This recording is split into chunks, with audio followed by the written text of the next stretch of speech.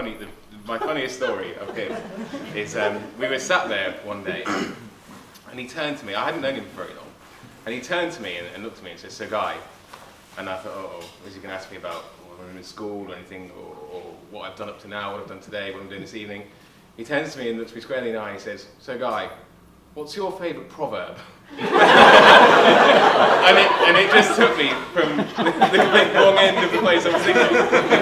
But it's just a really fond memory I ever have, and I thought I'd share that while we're here. I know obviously some people know it, and but yeah. Anyway, well, look, thank you all for coming along. I know you've come to his wedding, but we'll thank you anyway, so that's a good start. I know what you're all thinking. He picked those two, really, but it doesn't really bode well for the rest of his friends, does it? But there we go.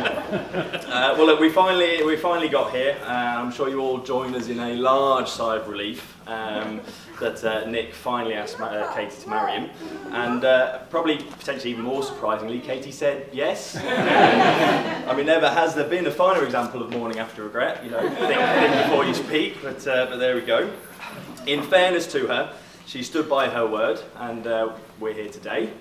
We only wrote the speech this morning. We weren't 100% sure, to be fair, but you know, there we go. Can we just add at this point that I guarantee you that right now Nick is sat here with a sort of combination of excitement and trepidation. It's mostly fear. Yeah. Excitement that there is going to be a speech that is predominantly dedicated to him. As we have just heard by his own admission, he likes to be the centre of attention. Absolutely. And trepidation in what we might say about him, because you know we know some stuff. Nick Nixon, the speech after hours, will be later if you stick around. Before that, we'd just like to take a few moments to say how beautiful Katie looks today.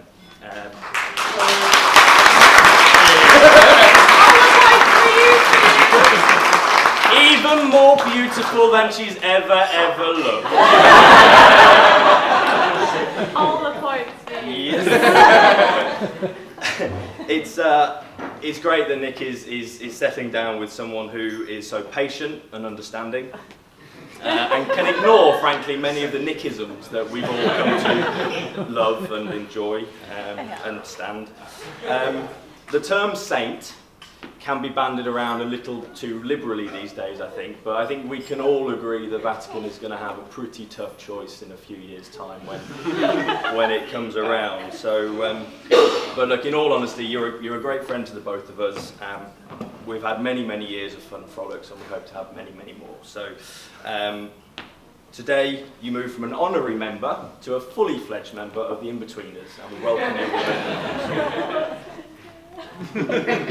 okay, so that's the bride cupboard. So Nick's sat here now thinking, right, my turn, but it's not, unfortunately. You've got to wait a little bit longer. What I'd like to talk about now is the family that Morten and I have partly grown up with and partly been brought up by, and that is the Nixon family. I've never known such a warm, genuine and sincere family as the Nixons. You guys are welcoming to absolutely everyone, and you're such a pleasure to be around. Nick's parents, Corin and Mike, have provided such a happy home in Bourne, which both, like I say, which both Mort and I have partly grown up in. We've had many a laugh in their house over the years, and no doubt more will be had in the future. I would add, though, if that's not the case, the sales in Spanish wines plummeting will cause the country to go back into recession again. Hopefully it stays the joyous hub that it is today.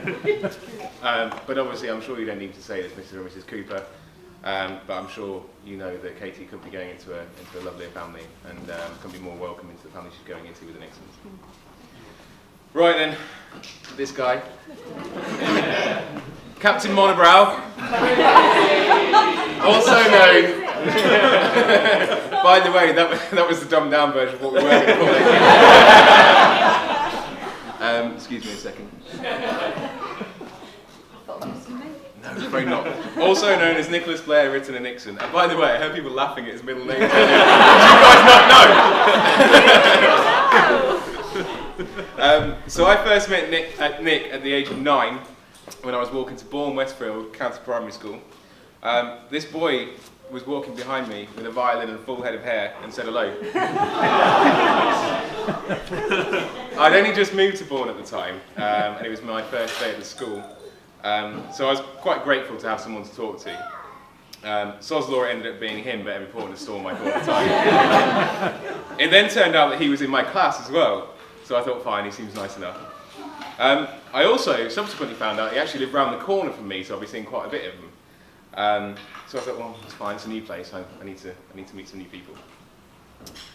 Turned out he then actually went to the same secondary school as I did. I thought, oh, there's going to be other children there, we'll make new friends. Anyway, long story short, I'm now doing his best man speech. So it's not quite gone as planned. You're a rock.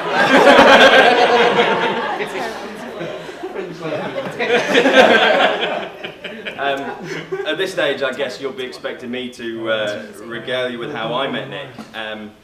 In all honesty, I can't actually really remember. As it turns out, if you try hard enough, you can forget bad experiences. Nick has been an interesting character over the years, and we had to just have a quick chat with Colette, his sister, to just find out some of the other things. And when she tells them, we've heard all of these stories before, well, whether you have or not, you're about to.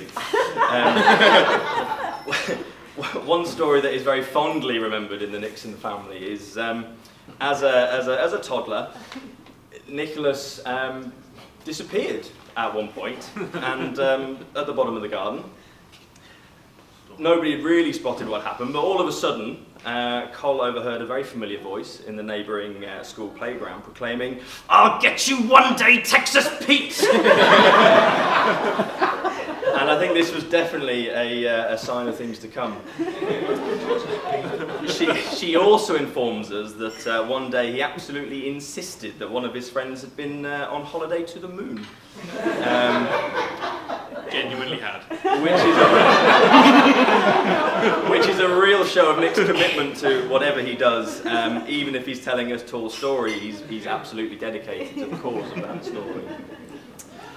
As he pointed out earlier, he likes to elongate things. Actually, for the first time in his life, he didn't have to repeat a joke twice before he got a laugh out of it, and subsequently repeat it on and on until he did get a laugh out of it, whether it was a simply one or not. But it was actually a pretty good speech, we thought. So well done. Thank you very much.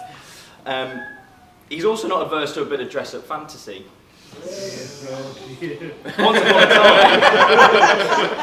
Once upon a time, he and I dressed up as Batman and Robin. You can guess who Batman was. This guy. It was, in fairness, for a fancy dress party when we were 17, and naturally, as we had to pay for these costumes ourselves, we wanted to get our money's worth. What better way to achieve this than a little jaunt, escapade, should we say, to the local shop, Sainsbury's of Bourne, which is a fine establishment if you're ever in the area. On our way down, feeling particularly good about ourselves, you know, saving old women, kissing babies, that sort of thing. We noticed a child. We noticed a child looking out of the living room window, and to this day do one of the absolute best double takes I've ever seen in my life. And I think it is my great desire that he actually ran to his parents at that point and said, "Mum, Dad, Batman and Robin are outside, Batman and Robin are outside. That's enough! Go to your room, I've had enough of your lies!" But no, I mean, we'll never know if it happened, but in my head that's exactly how it went. Needless to say, I think this was one of the formative years of Nick's life, as I'm pretty sure he's got a bat cave under his house in Welland that he's built, or should we say Mick has probably built for him.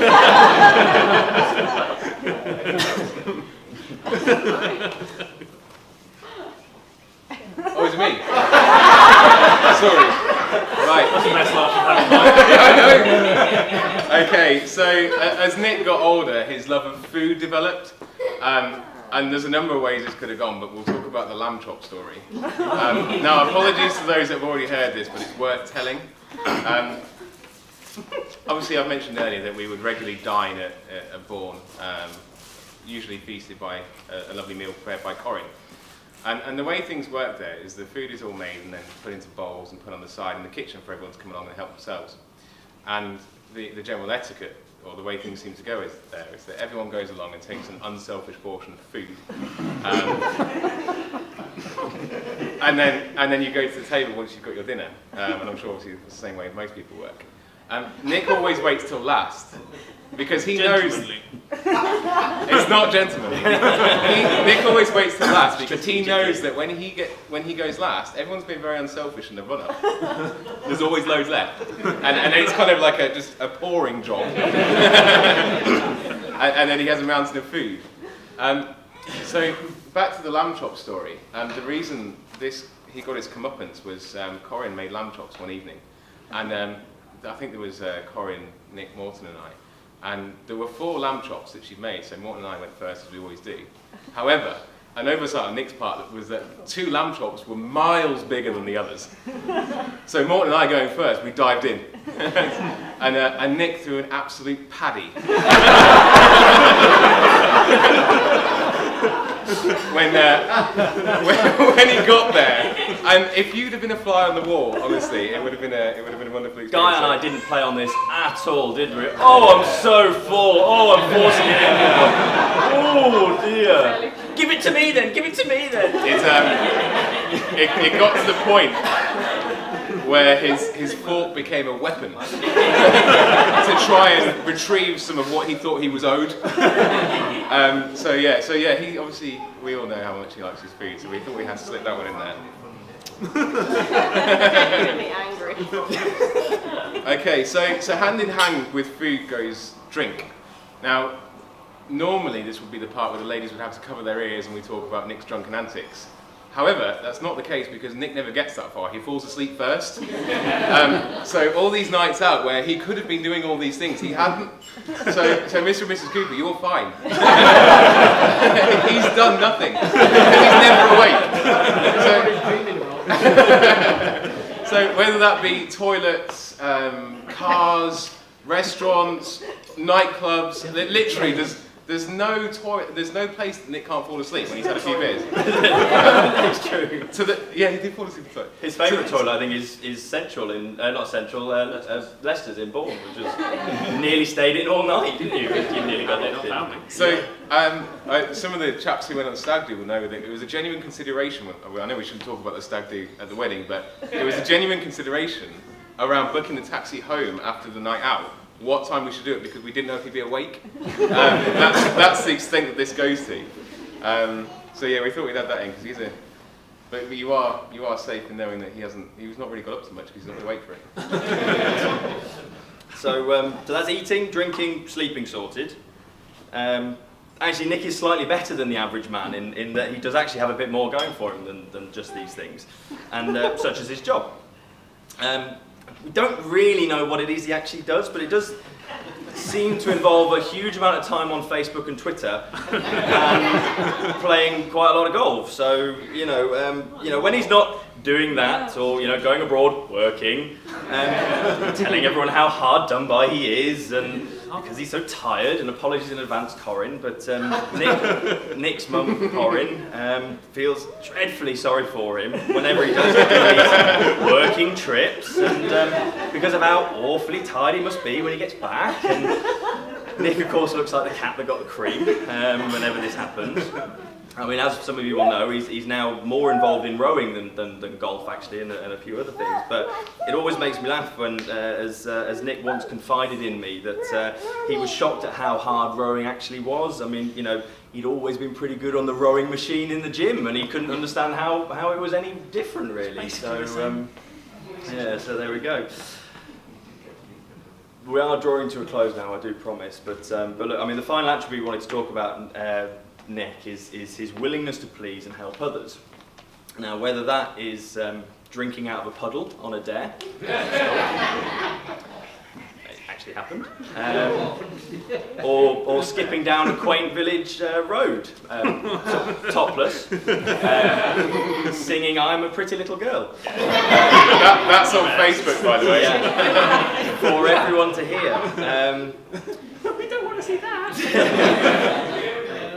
In turn, he'd be equally willing to offer a friend a helpful ear or a bit of advice if he felt it prudent. And Nick has always been there for us, really, through all of life's struggles. And thankfully, Most of these felt worse at the time, but at the same time it was made all the easier having someone like Nick, who has been certainly more than a brother to us, to confide in. And it's made all the more easy to handle. I mean, he's even happy to be considerably angry, disappointed, upset as to befit the circumstances. So that's all you want in a friend, really. So. Yeah, and I didn't write the last little bit, but I did want to say a little bit on the serious side about how much of a great guy that Nick is. And obviously, you guys don't need telling that, but having known Nick for 20 years, and I've never known anyone who would be there so quickly for someone if he needed them to be. He's such a genuine, sincere person, and having grown up with Nick, it's influenced me and made me, I think, a better person as a result of Nick. Thanks. Apparently that's a lovely thing to say. But yeah, Nick's rubbed off on me so much. And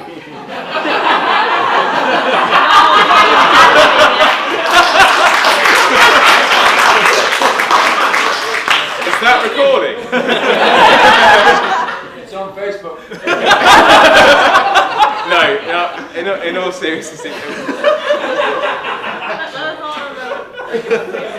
Back to the nice bit. But yeah, so Nick has influenced me greatly in such a positive way, and that extends to Nick's family as well. And I spent Christmases, or I spent a lot of Christmases in Bourne with them, because they just welcomed me in, because they're such a lovely, welcoming family. And I'm so grateful to have known him, and he's always been there for me. And I always know that if ever in the future I fancied a chat or just someone to be there, if ever the occasion arose, I know that Nick would do that. So he's such an incredible person, and so kind-hearted as well. And does that never breaks either. It's not the kind of thing where he has chinks, he doesn't. So yeah, so he's a good guy. Anyway, yeah, sorry. Nick's great. So anyway, Who married him? so we're there now anyway. And thank you for having us as your best man as well, Nick. It's such an honour to do that. So we're done. So I've got a little bit of time left. We'd like to take this opportunity to raise a glass to Nick and Katie, the bride and groom. Bride and groom. Many happy years. Cheers.